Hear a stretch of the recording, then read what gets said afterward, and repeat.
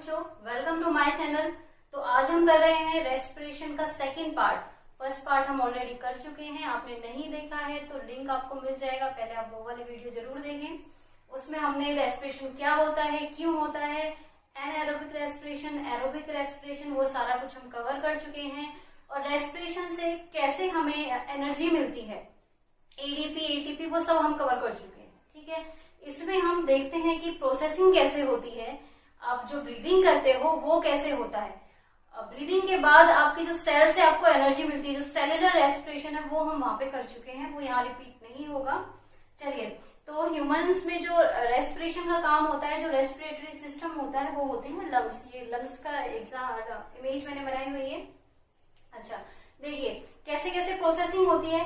तो सबसे पहले आपकी जो नेसल पैसेज, मतलब जो नासा गुहा, नाक से आप सांस लेते हो, वो अलग अलग पाथ के थ्रू आपके लंग्स तक पहुंचती है। तो सबसे पहले जो आपके नोज के अंदर जो हेयर्स होते हैं, स्मॉल टिनी हेयर्स होते हैं, वो फिल्टर का काम करते हैं। मतलब अगर आप जो सांस ले रहे हो उस हवा में डस्ट पार्टिकल जो होते हैं, जो आपके लिए हार्मफुल हैं, तो वो क्या करेगा, पहले जो हेयर्स होते हैं उन्हें रोकने की कोशिश करेगा, जितने रुक जाएंगे, मतलब फिल्टर करके एयर को अंदर भेजते हैं।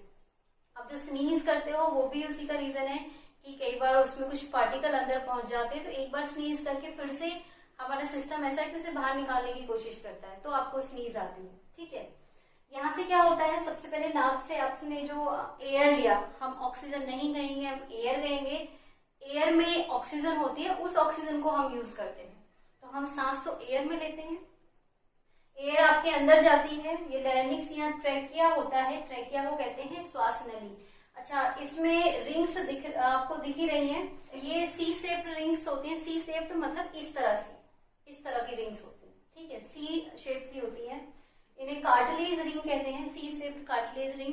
अच्छा, ये होती क्यों है, आप ऑक्सीजन अंदर लेते हो, अंदर जाती है, लेकिन एक टाइम अंदर लेने के बाद आप कुछ टाइम ऐसा होता है कि यहाँ पे आपको एयर नहीं होती, तो उस टाइम पर ये जो लेयर्स हैं, किसकी, ट्रैकिया की जो दो लेयर्स हैं, आपस में चिपक ना जाए, उसके कोलैप्स न हो जाए, कोलैप्स को बचाने के लिए बीच में कार्टिलेज रिंग होती है। तो दोनों जो लेयर्स हैं उनकी, उन लेयर्स को एक सेपरेशन देके रखता है हमेशा, ताकि वो आपस में चिपके ना। ठीक है, ये काम होता है इन रिंग्स का, रिंग्स। उसके बाद क्या है, एयर जाती है आपकी कहाँ, ब्रोंकाई। ब्रोंकाई ये देखो, यहाँ पे ये जो मोटी वाली शेप है, ये ब्रोंकाई है।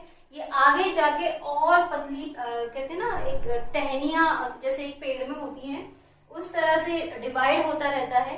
तो ये ब्रोंकाई जो होती है, ब्रोंकाई आपकी ब्रोंकियोल्स में डिवाइड होती है। ब्रोंकाई को कहते हैं श्वसनी, और ये जो छोटी छोटी आपको दिख रही है, इन्हें कहते हैं श्वसनिकाएं।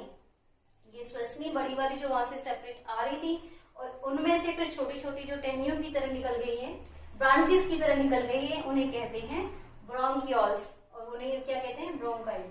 अच्छा, उसके बाद जो ये ब्रोंकियोल्स होते हैं, ये लास्ट में जाके बलून जैसी कुछ शेप का एक होता है, ठीक है, उसमें जाके डिवाइड हो जाती है, उन्हें कहते हैं एल्वियोलाई। एल्वियोलाई की देखिए, मैंने यहाँ पे एक डायग्राम अलग से बनाया हुआ है। एल्वियोलाई में क्या होता है, ये जो दिखा रहा है, ये ब्रोंकियोल्स हैं, आपकी श्वसनिकाएं हैं। ये आगे जाके इस तरह से बलून जैसी शेप ले लेती हैं, इन्हें क्या कहते हैं, एल्वियोलाई। एल्वियोलाई को हिंदी में कहते हैं कुपिका कोश। अच्छा, ये जो मेन होती है आपकी एल्वियोलाई, कुपिका कोश जो होती है, यहीं से आपका जो एक्सचेंज ऑफ एयर होता है, एक्सचेंज ऑफ ऑक्सीजन और कार्बन डाइऑक्साइड होता है, वो यहीं से होता है। यहाँ पे आपसे अगर पूछा जाए कि पूरे लंग्स में जो एक्सचेंज ऑफ एयर होता है वो किसके थ्रू होता है, जो मेन पार्ट होता है वो कौन सा होता है, एल्वियोलाई होता है, कुपिका कोश होता है। ठीक है, ये क्या होता है, ये आगे ब्लड वेसल्स से कनेक्ट होती है, मतलब इसके साथ बहुत सारे ब्लड वेसल्स लगे हुए होते हैं। ब्लड वेसल्स फिंगर जैसी स्ट्रक्चर्स होते हैं जो ब्लड से भरी हुई होती हैं। तो वो क्या करते हैं, जो भी आप एयर लेके आ रहे हो, आपने जो एयर लिया है, इनहेल किया है, इनहेल एक्सहेल मैं आपको पुरानी वीडियो में बता चुकी हूँ, बहुत इंपॉर्टेंट वीडियो है, वो देखना जरूरी है आपके लिए, ये समझने के लिए। आपने जो एयर इनहेल किया, उस एयर में से जो ऑक्सीजन होती है, अच्छा पहली बात तो आप यहाँ तक ऑक्सीजन को ले आए, ये पूरा आप कहाँ तक ले आए, एल्वियोलाई तक आप ऑक्सीजन को ले आए, लेकिन इसका मतलब ये नहीं उसके बाद सीधे ही आपके सेल्स तक पहुंच जाएगी। ये ऑक्सीजन आपको अपनी सेल तक पहुंचानी है। सेल्स कोशिकाओं तक पहुंचानी है तो कैसे पहुंचेगी? अच्छा, जो ऑक्सीजन होती है उसका डिफ्यूजन रेट, या फिर कहते हैं जो वाटर में बहुत कम डिजोल्व होती है, लेकिन उसके मुकाबले अगर कार्बन डाइऑक्साइड की बात करें तो वो ज्यादा डिजोल्व हो जाती है। तो ये क्या है, अगर सिर्फ डिजोल्व होके या फिर एक तरह से डिफ्यूजन के थ्रू हम कहें कि हमने लंग्स में एयर है, हमारे लंग्स में हम चाहें कि वो डिफ्यूजन के थ्रू हमारे हर सेल तक पहुंच जाए, तो उसे बॉडी के हर पार्ट की सेल तक पहुंचने के लिए ऑक्सीजन को लंग्स से, मान लीजिए हम पैरों के सेल की बात कर रहे हैं, तो हमारे ऑक्सीजन जो है जो लंग्स में है उसे पैरों की सेल तक पहुंचने के लिए 3 साल लग जाएंगे कम से कम, अगर ये सिर्फ डिफ्यूजन के थ्रू जाते रहे। डिफ्यूजन आप पहले पढ़ चुके हो कि हाई कंसंट्रेशन से लो कंसंट्रेशन, ठीक है। तो एयर डिफ्यूजन के थ्रू कभी नहीं जाती, वो जाती है हीमोग्लोबिन के थ्रू। आपकी बॉडी, आपके ब्लड में हीमोग्लोबिन होता है, इसे कहते हैं रेस्पिरेटरी पिगमेंट।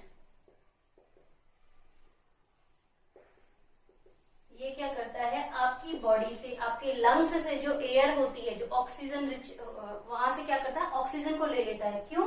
क्योंकि जो हीमोग्लोबिन है वो ऑक्सीजन के साथ बहुत अच्छे से रिएक्ट कर लेता है, उसके साथ बॉन्ड बना लेता है, टेम्परेरी बॉन्ड होते हैं। फिर वो हीमोग्लोबिन ब्लड जो होता है आपकी बॉडी के हर पॉइंट तक फ्लो होता है, वहां तक ऑक्सीजन को ले जाता है, ठीक है। तो ले जाने का काम तो कर दिया हीमोग्लोबिन ने। वापस क्या आती है यूज के बाद आपके पास, आपकी बॉडी में से यूज होके जो आती है वो आती है कार्बन डाइऑक्साइड।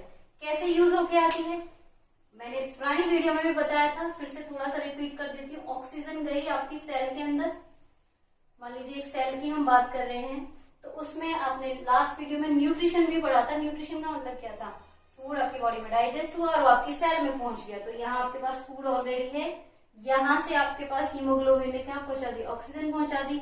ये दोनों, इनमें केमिकल रिएक्शन होती है, तो आपको energy plus CO2 plus water मिलता है। तो ये CO2 सेल से बाहर निकालने की इसे जरूरत पड़ती है, क्योंकि ये हमारा एक वेस्ट मटेरियल है। तो इसे बाहर तक लाने की, इसे फिर लंग्स में लाया जाता है। लंग्स तक ये कैसे आती है, ये ब्लड के साथ डिसॉल्व होके आती है। मैंने अभी आपको बताया ब्लड में वाटर पार्टिकल्स भी होते हैं, और जो CO2 होती है वो बहुत इजीली डिसॉल्व हो जाती है, ठीक है। ऑक्सीजन डिसॉल्व नहीं होती है, तो ऑक्सीजन को कैरी करने के लिए हीमोग्लोबिन की जरूरत पड़ती है।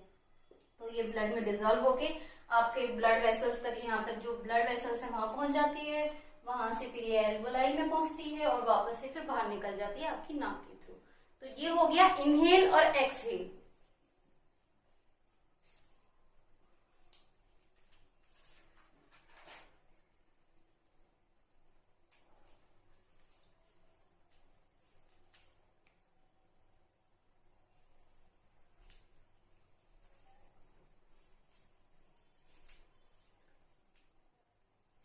ठीक है, मतलब आपने सांस अंदर लिया और उसका ऑक्सीजन का यूज हुआ बॉडी में, और वहां से कार्बन डाइऑक्साइड बाहर आ गया, ठीक है। ये पूरा प्रोसेस हो गया। अच्छा, पुरानी छोटी क्लासेस में भी पढ़ चुके हो क्या कि जब आप इनहेल करते हो ऑक्सीजन, आप जब सांस लेते हो, अंदर की तरफ एयर लेते हो, तो आपका ये जो डायाफ्रेम है नीचे की तरफ मूव कर जाता है, और आपकी रिब्स जो होती है वो क्या करती हैं, ये मतलब फैल जाता है। आपका जो फेफड़ा होता है, एक तरह से पूरे लंग्स जो होते हैं वो फूल जाता है, तो ये आगे आ जाएगा और आपका डायाफ्रेम नीचे पहुंच जाएगा। तो जो एरिया है जहां पर आप ऑक्सीजन एयर को ले जा रहे हो, वो एरिया बढ़ जाता है, ठीक है। सेम वे ये जो आपके पास एल्वोलाई होते हैं, ये बलून की फॉर्म में बड़े बड़े क्यों होते हैं, ताकि ये जो यहाँ से क्या हो रहा था, ऑक्सीजन जा रहा था ब्लड में, तो ताकि जो एक्सचेंज एरिया है उसे बढ़ा सके, सरफेस एरिया बढ़ा सके ऑक्सीजन को अंदर जाने के लिए, ब्लड में एब्जॉर्ब होने के लिए, ठीक है। ये होता है। दूसरा, जब आप बाहर निकालते हो सांस को, ठीक है, तो क्या होता है, डायाफ्रेम ऊपर हो जाता है और आपके रिब्स नीचे की तरफ हो जाते हैं, एक तरह से लंग्स नीचे हो जाता है, तो क्या होता है, एरिया कम हो जाता है और आपकी जो भी अंदर एयर है वो बाहर आ जाती है। जब आप एयर को अंदर लेते हो तो उसमें ऑक्सीजन बहुत ज्यादा मात्रा में होती है, लेकिन जिस एयर को आप बाहर निकाल रहे हो उसमें कार्बन डाइऑक्साइड ज्यादा होती है। ये हम ऑलरेडी डिस्कस कर चुके हैं एक बार, ठीक है। तो ये हो गया रेस्पिरेशन इन ह्यूमन हो चुका है। तो नेक्स्ट पार्ट है आपका रेस्पिरेशन इन प्लांट्स। प्लांट भी रेस्पिरेशन करते हैं। रेस्पिरेशन इन प्लांट, प्लांट ने मान लीजिए फोटोसिंथेसिस कर लिया, लिया, खाना बना लिया, लेकिन एट ए टाइम उसे उस खाने की जरूरत नहीं है, तो वो भी खाने को स्टोर करते हैं। तो स्टोर किए हुए फूड को बाद में उन्हें रेस्पिरेशन करके थ्रू एनर्जी निकालने की जरूरत पड़ती है। रेस्पिरेशन में हम क्या कर रहे थे, फूड से एनर्जी ले रहे थे। सेम वे प्लांट करते हैं। तो प्लांट में डे और नाइट में एक अलग अलग प्रोसेस होते हैं। कैसे, समझिए। मान लीजिए मैं डे की बात कर रही हूं, तो जब दिन है, जब दिन होता है तो ये क्या करता है, यहां से वाटर लेता है, यहां से CO2 लेता है, ठीक है। ये फोटोसिंथेसिस करता है और ऑक्सीजन निकाल देता है। तो डे में फोटोसिंथेसिस हो रहा था, ऑक्सीजन निकल रहा था। अच्छा, सेम टाइम डे में ये रेस्पिरेशन भी करता है। ये रेस्पिरेशन के लिए मैंने छोटा RS लिख दिया है। रेस्पिरेशन के टाइम पे क्या है, ये ऑक्सीजन लेगा। रेस्पिरेशन का मतलब क्या है, फूड, उसमें ऑक्सीजन मिला दो, आपको एनर्जी मिलेगी। सेम चीज प्लांट में होती है, सेम चीज एनिमल में होती है। इसका मतलब प्लांट को भी ऑक्सीजन की जरूरत पड़ेगी। अच्छा, ये बहुत सारे ऑक्सीजन उत्पन्न करता है प्रकाश संश्लेषण के टाइम, फोटोसिंथेसिस के टाइम। उसमें से कुछ ऑक्सीजन को वो यूज कर लेता है। एक तरह से ये कह दो कि अपने यूज वाली ऑक्सीजन को बचा के बाकी ऑक्सीजन को वो छोड़ देता है। जो रेशो होता है यूज करने वाली ऑक्सीजन का, वो कम होता है इन कंपेयर टू निकालने वाली ऑक्सीजन। मतलब ऑक्सीजन छोड़ता ज्यादा है प्लांट, दिन के टाइम की बात मैं कर रही हूँ, और ऑक्सीजन लेता कम है। लेगा ऑक्सीजन, फोटो रेस्पिरेशन करेगा तो कार्बन डाइऑक्साइड निकालेगा। इसका मतलब प्लांट दिन के टाइम पे कार्बन डाइऑक्साइड ले भी रहा है और दे भी रहा है, ऑक्सीजन ले भी रहा है और दे भी रहा है। लेकिन जो रेशो होता है इसका फोटोसिंथेसिस में, वो ज्यादा होता है। मतलब ज्यादा का मतलब कार्बन डाइऑक्साइड ज्यादा लेगा, लेकिन रेस्पिरेशन के थ्रू कार्बन डाइऑक्साइड कम निकलेगी। ज्यादा ले रहा है और थोड़ी सी निकाल रहा है, तो ओवरऑल हम कहते हैं कि ये कार्बन डाइऑक्साइड लेता है। सेम वे ऑक्सीजन की बात करूं मैं, तो ऑक्सीजन ये दे रहा है हमें, ठीक है, और थोड़ी सी ऑक्सीजन ले भी रहा है। लेकिन जो लेने वाली ऑक्सीजन है वो कम है और देने वाली ऑक्सीजन ज्यादा है। तो हम कहेंगे दिन के टाइम ओवरऑल जो आपके पास क्या होता है प्लांट, वो अगर हम इनका रेशियो निकालना चाहें तो CO2 तो वो गेन करता है, लेता है, और ऑक्सीजन वो निकालता है, ठीक है। अच्छा, नाइट की बात करें, रब कर देती हूँ। डायग्राम इस चैप्टर के इम्पोर्टेंट है। डायग्राम आपको जरूर बनाना है, पेपर में डायग्राम के साथ आपसे क्वेश्चन पूछा जा सकता है। अगर मैं नाइट की बात करूं, ठीक है, मान लीजिए कोई प्लांट है, नाइट के टाइम पे लाइट तो है नहीं, इसका मतलब जो फोटोसिंथेसिस है वो तो ना के बराबर होगा या होगा ही नहीं। अगर ना के बराबर हो रहा है या नहीं हो रहा है, तो इसका मतलब जो ये CO2 ले रहा है वो बहुत कम है, बहुत मिनिमम है, ठीक है। ये कम ले रहा है तो ऑक्सीजन भी कम ही निकालेगा, O2 भी कम निकालेगा, ठीक है। लेकिन रेस्पिरेशन अभी भी पूरा हो रहा है, जैसे कि दिन में हो रहा था। तो रेस्पिरेशन के लिए इसे ऑक्सीजन चाहिए, O2 चाहिए, और ये CO2 निकालेगा। तो इन शॉर्ट जब हम रात की बात करते हैं तो रेस्पिरेशन जितना CO2 निकलता है और वो CO2 जिसे वो ले रहा है, उनका रेशियो बहुत अलग होता है। मतलब जो ये CO2 ले रहा है फोटोसिंथेसिस के लिए, या तो ये बिल्कुल ही नहीं लेता, मतलब फोटोसिंथेसिस होता ही नहीं है कुछ प्लांट में, ठीक है, और किसी में होता है तो बहुत कम होता है। तो ये अगर इसे ना के बराबर मान लूं, अगर इस फोटोसिंथेसिस को नेग्लेक्ट कर दूं इसके कंपेयर में, तो क्या होगा, रात के टाइम सिर्फ रेस्पिरेशन हो रहा है ये कह सकते हैं। तो रेस्पिरेशन में वो क्या है, ऑक्सीजन लेगा और कार्बन डाइऑक्साइड देगा। तो इसलिए कहते हैं रात के टाइम बड़े प्लांट्स होते हैं उसके नीचे नहीं रहना चाहिए। क्यों? क्योंकि वो सारी ऑक्सीजन खुद ले लेगा और कार्बन डाइऑक्साइड छोड़ता रहेगा, ठीक है। तो इन शॉर्ट हम ये कह सकते हैं कि रात के टाइम प्लांट जो होते हैं वो ऑक्सीजन लेते हैं और CO2 छोड़ते हैं हमारी ही तरह, ठीक है। ये हो गया प्लांट की बात। अच्छा, डेजर्ट में जो प्लांट होते हैं, रेगिस्तान में जिन्हें बिल्कुल पानी नहीं मिलता, वो क्या करते हैं, वो नाइट में क्या करेंगे, वो CO2 ले लेंगे। क्यों ले लेंगे? क्योंकि उनमें जो स्टोमेटा है, अगर वो मान लीजिए फोटोसिंथेसिस तो वो दिन में ही करेंगे धूप में, लेकिन रात के टाइम वो CO2 पहले ही लेके इकट्ठा कर देते हैं। क्यों? अगर वो दिन में CO2 लेंगे तो इसका मतलब उन्हें स्टोमेटा खोलना पड़ेगा। स्टोमेटा खुलेगा जिस टाइम वो CO2 अंदर ले रहे होंगे, उसी टाइम उनका H2O मतलब पानी भी तो बाहर निकल जाएगा स्टोमेटा से। तो इसका मतलब है उन्हें वैसे ही डेजर्ट में पानी की वैसे ही कमी रहती है, तो ये प्लांट क्या करते हैं, रात को ही CO2 ले लेते हैं ताकि इन्हें दिन में स्टोमेटा को ना खोलना पड़े और इनका पानी ना निकले। ठीक है, तो ये होता है प्लांट की बात। अब होते हैं कुछ एक्वाटिक एनिमल। एक्वाटिक एनिमल और प्लांट दोनों ही होते हैं। एक्वाटिक का मतलब है जो कि पानी में रहते हैं। अगर हम बात करें सबसे कॉमन एग्जांपल अगर हम लें फिश का, तो फिश वगैरह क्या करते हैं, इनकी जो ब्रीदिंग रेट है, अच्छा ह्यूमन में जो ब्रीदिंग रेट है, ब्रीदिंग रेट का मतलब आपने एक बार सांस अंदर लिया और उसे छोड़ा, उसे एक साइकिल कहते हैं, उसे ब्रीदिंग रेट कहते हैं। अगर हम एक्वाटिक एनिमल की बात करें तो इनका जो ब्रीथ रेट है वो बहुत हाई होता है। क्यों? क्योंकि जो पानी होता है, पानी में ऑक्सीजन की अमाउंट काफी कम होती है, लेकिन इनकी रिक्वायरमेंट पूरी होती है, मतलब इन्हें ज्यादा ऑक्सीजन चाहिए। तो ये क्या करती हैं, बार बार जल्दी जल्दी, जितने भी एक्वाटिक एनिमल होते हैं वो जल्दी जल्दी ब्रीथ करते हैं ताकि उन्हें जितनी ऑक्सीजन चाहिए उन्हें उतनी ऑक्सीजन मिल सके।